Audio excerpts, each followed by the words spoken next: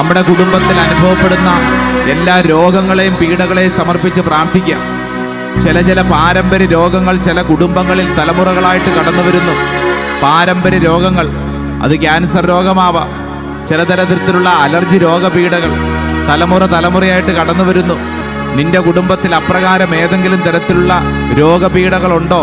ഉണ്ടെങ്കിൽ അത് സമർപ്പിച്ച് പ്രാർത്ഥിക്കുക. കർത്താവേ, എൻ്റെ കുടുംബത്തെ സമർപ്പിച്ച് പ്രാർത്ഥിക്കുന്നു. നമ്മുടെ കുടുംബത്തിൽ ആരെങ്കിലും മാനസിക പീഡകളിൽ അസ്വസ്ഥമായിട്ട് കഴിയുന്നുണ്ടോ? തലമുറകളിലേക്ക് അപ്രകാരമുള്ള മാനസിക ദുഃഖങ്ങൾ കടന്നു വരുന്നുണ്ടോ? സമർപ്പിച്ച് പ്രാർത്ഥിക്കുക. നിന്റെ കുടുംബത്തിൽ കിടപ്പ് രോഗികളുണ്ടോ?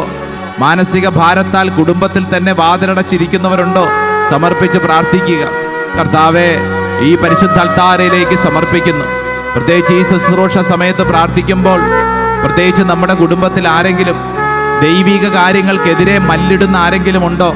പള്ളിക്കെതിരെ നിൽക്കുക, വൈദികർക്കെതിരെ, സിസ്റ്റേഴ്സിനെതിരെ, തിരുസഭയ്ക്കെതിരെ ഇല്ലാക്കഥകൾ പറയുക, വിഷമിപ്പിക്കുക, അപമാനിക്കുക, നാടുകൾ അസ്വസ്ഥപ്പെടുത്തുക, ഏതെങ്കിലും സോഷ്യൽ മീഡിയയിലൊക്കെ എഴുതുക, അങ്ങനെ തിരുസഭയ്ക്കെതിരെ ഏതെങ്കിലും തരത്തിലുള്ള പ്രവർത്തികളൊക്കെ ചെയ്യുന്നവരുണ്ടാവും.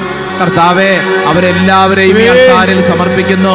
രണ്ട് കരങ്ങൾ സ്വർഗത്തിലേക്ക് നന്നായിട്ട് ഉയർത്തിപ്പിടിച്ച് യേശുവേന്ന് വിളിച്ച്, നാവ് തുറന്ന് ഹൃദയം തുറന്ന് എല്ലാ ദൈവജനവും വിളിക്കട്ടെ. പോരാ, നാവ് തുറന്ന് വിളിക്കട്ടെ, എന്റെ ഈശോയെന്ന് വിളിക്കട്ടെ.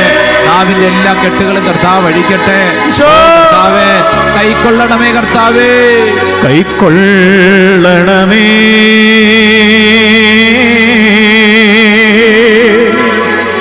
ഹൃദയംഗമമാ